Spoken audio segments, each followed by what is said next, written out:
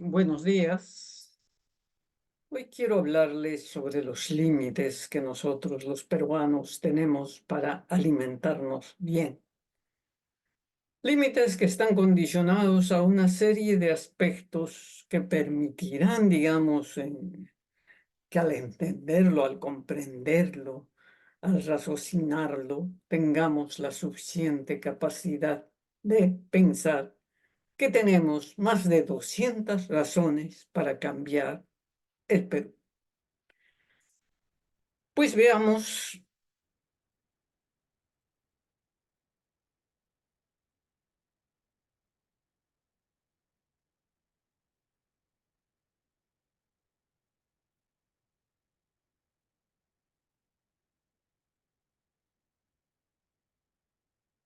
continuando con nuestro ciclo de conferencias 2023, los invito a recorrer conmigo una parte del camino hacia la construcción de una nueva república, con un tema que nos concierne a todos nosotros. Es, a no dudarlo, la radiografía de las trabas que debemos vencer para garantizar la seguridad alimentaria.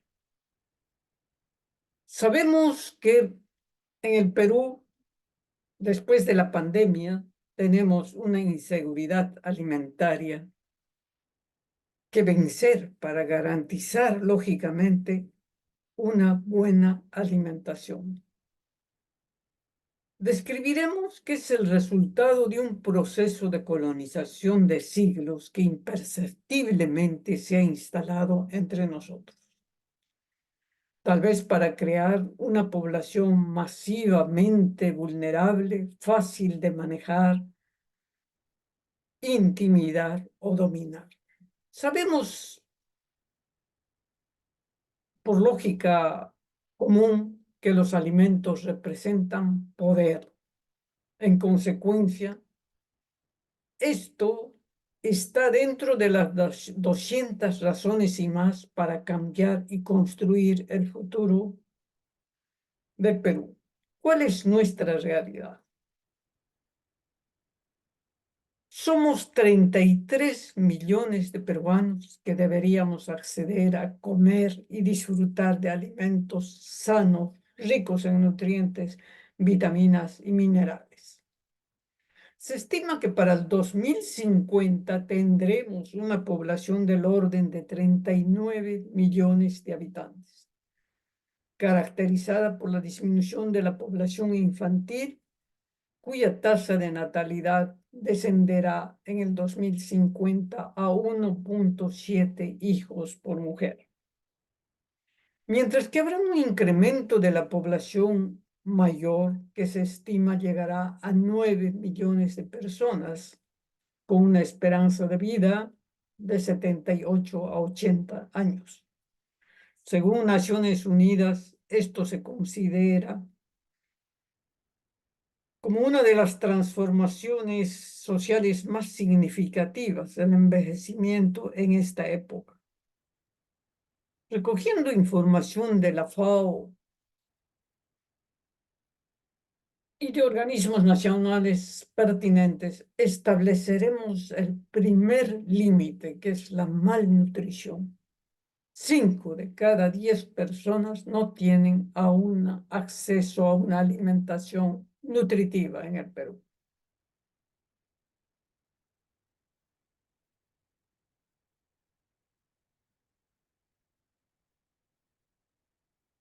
O sea, vale decir que más de la mitad de la población no tiene acceso a alimentos suficientes, seguros y nutritivos en el Perú. Veamos cuál es nuestra realidad. Las características de la alimentación en el Perú en porcentajes nos señalan que el 20% de la población peruana tiene una inseguridad alimentaria grave. El 31% tiene una inseguridad alimentaria moderada y solamente el 49% de nuestra población tiene una alimentación segura, sin que esto quiera decir que es una alimentación de calidad nutritiva y adecuada. Eso significa, según Fernando Castro, que las personas han reducido la calidad de su dieta o están comiendo menos de lo que necesitan.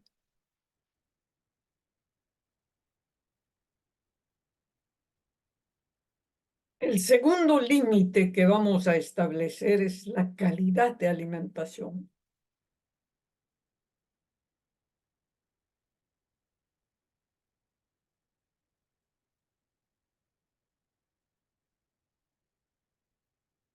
Este es producto del consumo masivo de alimentos procesados chatarra, que nos va a llevar a los siguientes resultados. Tenemos un 10% de la población peruana obesa. Esto significa elevada ingesta de alimentos procesados, hipercalóricos, de producción masiva y más baratos. Si alguna vez hemos tenido ocasión de ver, por ejemplo, a los trabajadores de construcción civil o a un determinado grupo de obreros, desayunan con gaseosa y galletas.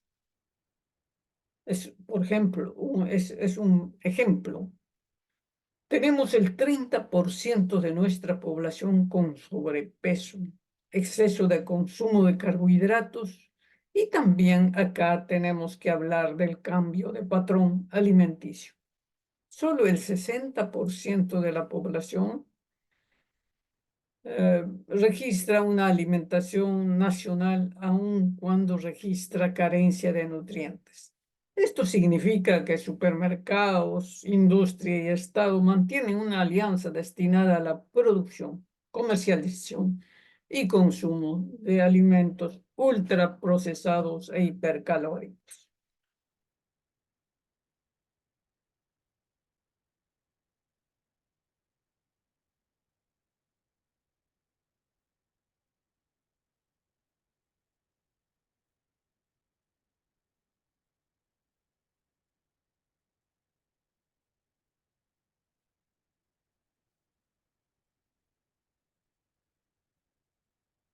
La inseguridad alimentaria también tiene como consecuencia, por ejemplo, el 43,6% de nuestra población infantil con anemia. Si nosotros nos remontamos a las consecuencias que tiene la anemia y el 11,5% de desnutrición, veremos que estamos creando una población o poniéndole límites a su desarrollo intelectual. Por otra parte, el Perú ocupa el segundo lugar en América Latina en tuberculosis. Entonces, estamos hablando de una inseguridad alimentaria grave y sus consecuencias desde la primera infancia.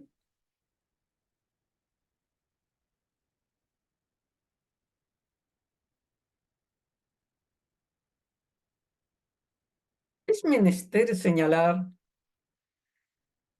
que es un proceso de cambios en nuestras costumbres alimenticias que se han instalado en forma paulatina, incidiendo en todo lo que comemos en nuestras preferencias de consumo que responden a patrones alimenticios introducidos.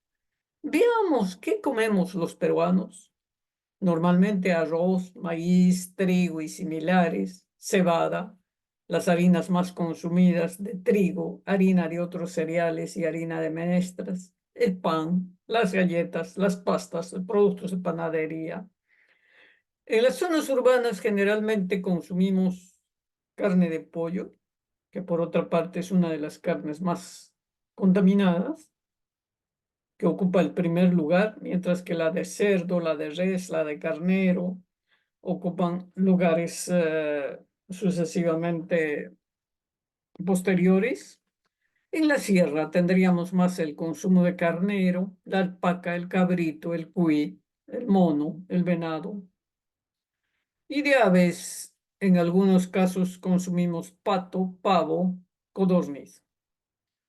En pescados, como ustedes saben, nuestro mar es vasto, sin embargo, carecemos de pescados, digamos, que sean abundantes y baratos.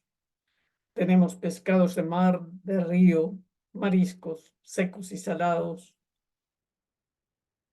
Y los pescados y mariscos en conserva que fueron los más consumidos y los más atractivos, por ejemplo, para el Estado y sus programas alimenticios, ¿no? Aceite vegetal, margarina, leche evaporada. Este cambio de patrón alimenticio lógicamente crea una dependencia grande del extranjero, porque nos vemos obligados a importar 87% del trigo que consumimos, 60% del maíz que consumimos, 58% de aceite, 70% de arroz, 43% de otros cereales, leche, azúcar, etc. Ahora, ¿cuáles son las causas de estos cambios alimenticios? En nuestra historia, desde la invasión española, tenemos unos procesos de introducción de nuevos alimentos, los que resumimos en lo siguiente. Los alimentos, como ustedes saben, representan poder, son per se instrumentos de colonización, impuestos desde la religión con la naturaleza simbólica de los ritos religiosos que usan el pan y el vino en la consagración. La distinción entre culturas. Los invasores comienzan el proceso de colonización imponiendo sus propios alimentos e introduciendo el cultivo del trigo, la vid, los olivos, así como el ganado vacuno, ovino y caballar. Por otra parte, registramos la aculturización. Se implementa desde los primeros años de la invasión española, que distingue las culturas en función de los alimentos que se consumen. Como por ejemplo de ello tenemos la carne de cuy, que la declaran como alimentos de indios. Y esto lo hemos podido observar en Europa, por ejemplo, en la década del 70, que generalmente el maíz que se producía en Europa se destinaba al consumo de los animales, ¿no? Actualmente este proceso se manifiesta en la preferencia en la dieta del arroz, los fideos, el pan, el pollo. Es un proceso de transición que se equivocada, lógicamente, hacia una clase social diferente. Los cambios en el estilo de vida y la conversión del Estado en facilitador de empresas privadas. Estilos de vida que derivan a nuevos patrones de compra y consumo, nuevas formas de trabajo, extensión de las horas laborables. Programas como Jaliwarma, ollas comunes, comedores populares cubiertos con alimentos procesados, lácteos que los compran enlatados, conservas, generalmente de pescado, fideos, arroz, sin tener en cuenta los alimentos típicos, frescos y del lugar. Etiquetas y publicidad de alimentos que generalmente son, ¿qué diría yo? Son puestos en las latas o en las etiquetas a porfía. Y lógicamente vienen las facilidades para la comida chatarra que generalmente se importa, que conducen a decisiones equivocadas por parte de los consumidores.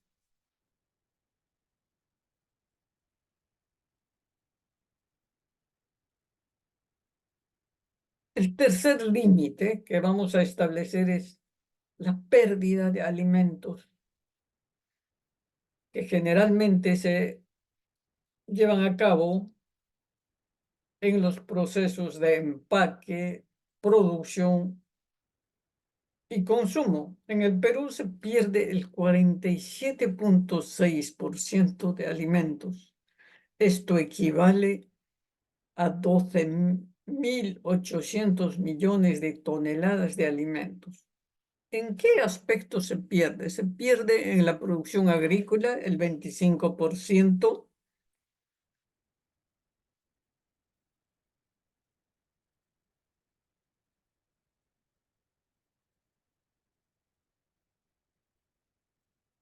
Quiere decir cuando se producen malas prácticas en la siembra, en la cosecha, etcétera, los consumidores desperdician el 31% y en el proceso de empaque se pierde el 40% de alimentos. El cuarto límite que vamos a establecer es el medio ambiente se deteriora, los recursos naturales se destruyen, se contaminan y se agotan. Y en este caso los alimentos son más escasos.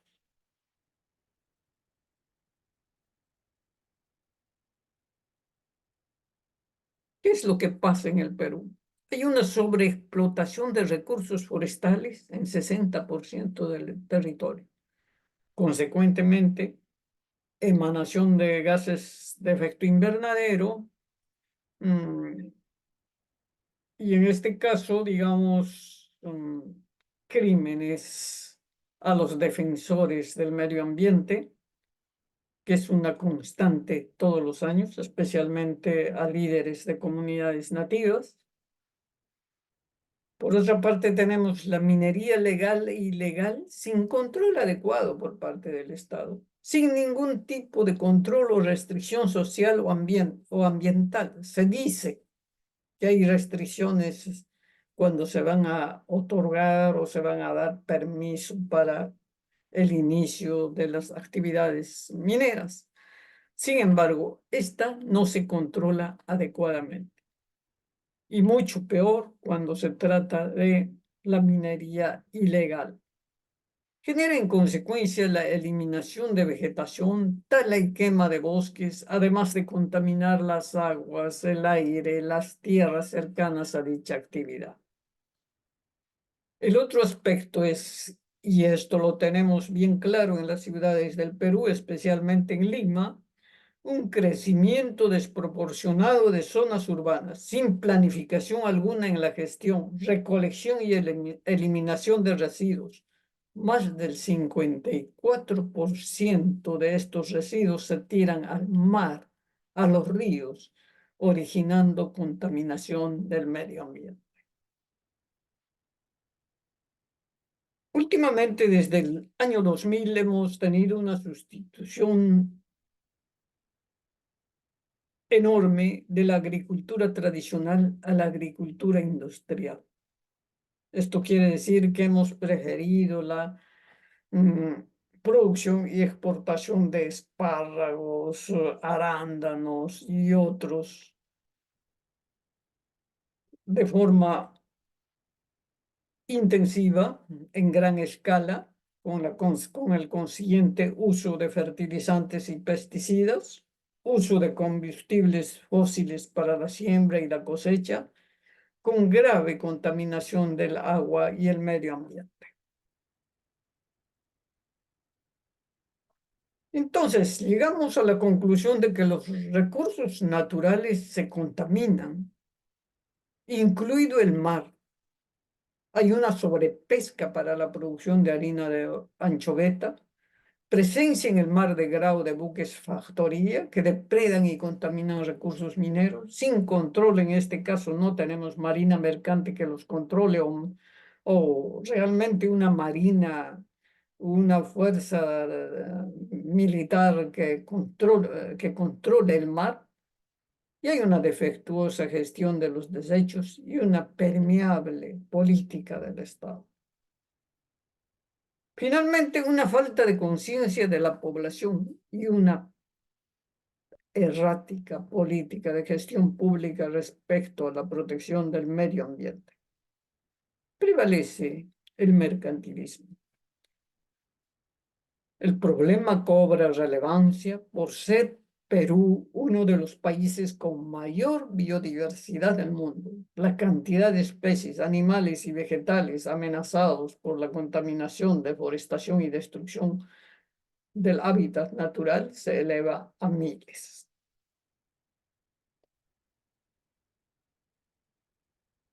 El quinto límite que nosotros establecemos, la fragmentación social, política y económica.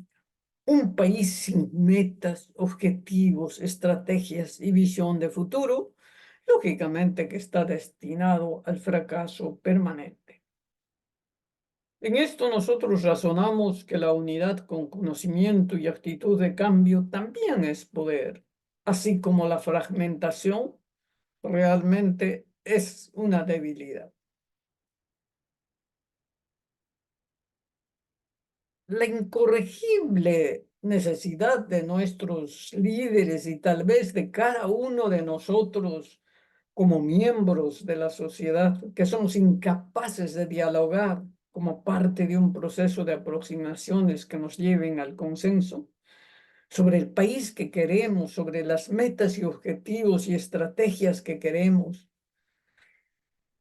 Y es más, los gestores de los grupos políticos de diferentes tendencias no están en busca de unirse, sino más bien de capturar el poder, aunque ello signifique dividir, aglutinarse o de vender banderas adversas.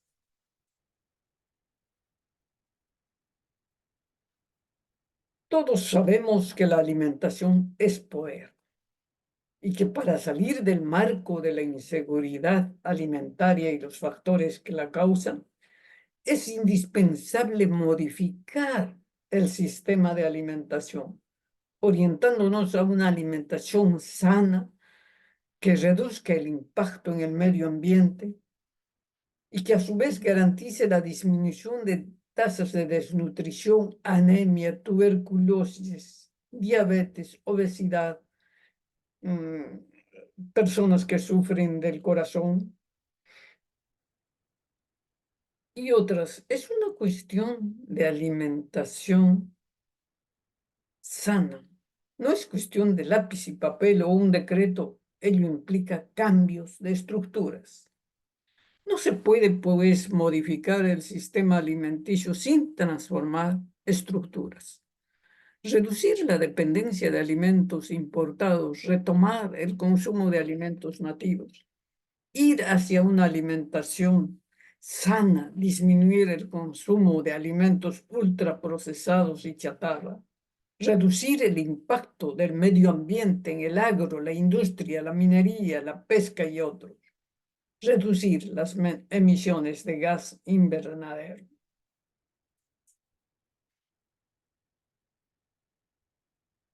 La precaria situación en la que nos encontramos los peruanos nos conduce necesariamente a transformar sectores como la producción, la industria, el comercio, el consumo, sectores ligados y manejados por grupos económicos nacionales y internacionales. Pero también nos lleva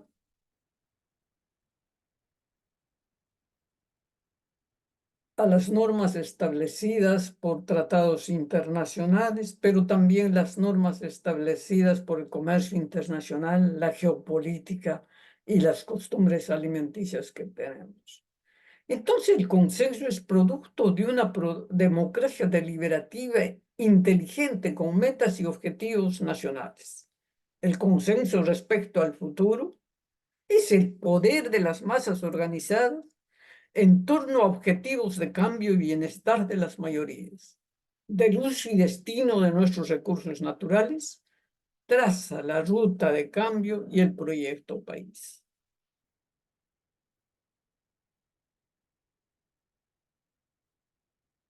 Los cambios y las grandes transformaciones sociales no se hacen solas. Es necesario organizarse, minimizar los efectos que ellos tengan en el bienestar de las poblaciones, sumergirse en ellas y unirse, sabiendo que la única forma que podemos y debemos cambiar es conociendo nuestra realidad.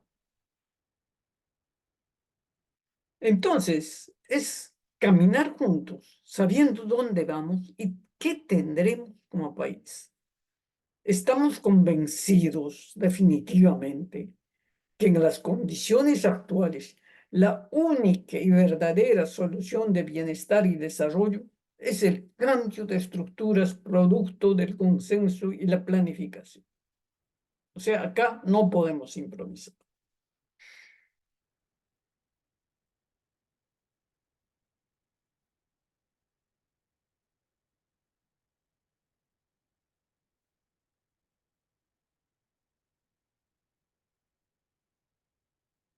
Obstinadamente promovemos sentarnos en una mesa para dialogar en igualdad de condiciones sobre el país que queremos, sobre la política de un primer gobierno de cambio. Y esta debe partir de un pacto nacional para vencer los límites del efecto invernadero. Debe partir de un encuentro entre gobierno, productores, consumidores y otros. Un consenso sobre una plataforma de cambio desde la ciudadanía. Esto quiere decir proponer una transformación de la producción, la extracción, la industrialización y el consumo.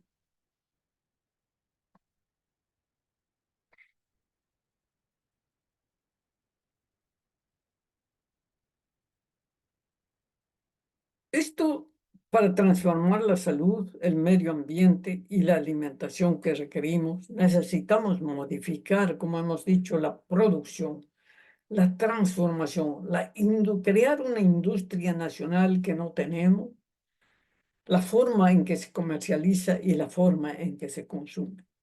Esto representa pues un encuentro entre un gobierno que en ese momento posiblemente dejará de ser un gestor de las empresas privadas y nos representará a nosotros como peruanos, entre el gobierno, productores, consumidores, los sectores de salud y educación. Obstinadamente promovemos sentarnos en una mesa para dialogar en igualdad de condiciones sobre el país que queremos, sobre la política de un primer gobierno de cambio, la formación e inserción de líderes que sean actores de cambio. Sin embargo, siento que el eco de nuestra voz se ha perdido. Tal vez sea porque quienes nos escuchan esperan que les hablemos de una nacionalización a ultranza de los medios de producción o la toma del poder por líderes improvisados, sin conocimiento ni capacidad, y lo que es peor, sin planes ni equipos de gobierno coherentes. O tal vez que les llevemos a aplicación de modelos y de líderes del pasado. En este sentido, yo pienso como Heráclito, nadie se baña en el río dos veces, porque todo cambia en el río que se baña. Todo fluye y los tiempos históricos son diferentes. De lo que sí estamos convencidos es que en el tiempo, el mundo y las condiciones actuales que tenemos en el Perú, estamos proponiendo la única y verdadera solución que nos dé bienestar y desarrollo. A través de un cambio de estructuras profundo, un cambio consensuado, que sea producto del consenso y la planificación, de la otra mirada para construir la patria pluricultural que anhelamos. Este consenso es indispensable para dar la palabra a todos y cada uno de los ciudadanos peruanos, pero ante todo para solucionar nuestros problemas, entre ellos la seguridad alimentaria, cuya solución depende sí o sí del encuentro entre productores, comerciantes, intermediarios, los sectores de salud, de educación, de alimentación y el gobierno. Entendemos que el gobierno en ese momento habrá dejado de ser tramitador de empresas y representará como debe ser al ciudadano peruano y la necesidad de una mejor condición de vida. Para finalizar, tenemos la seguridad que nuestras palabras no caerán en el vacío, ni se perderán entre dogmáticos, fascistas y oportunistas. O tal vez estamos delirantes cuando proponemos a los ciudadanos de la patria un modelo para cambiar el futuro. Tal vez en este frenesí hemos omitido que nos dirigimos a los neoesclavos que no piensan ni actúan en función de la urgencia que tenemos para sobrevivir en y con el Perú. Agradezco profundamente no solo el haberme escuchado, agradecería reflexionar y hacerme llegar vuestras propuestas para construir y unirse a nosotros para construir las bases de un consenso. Mil gracias por haberme escuchado. Muy buena noche.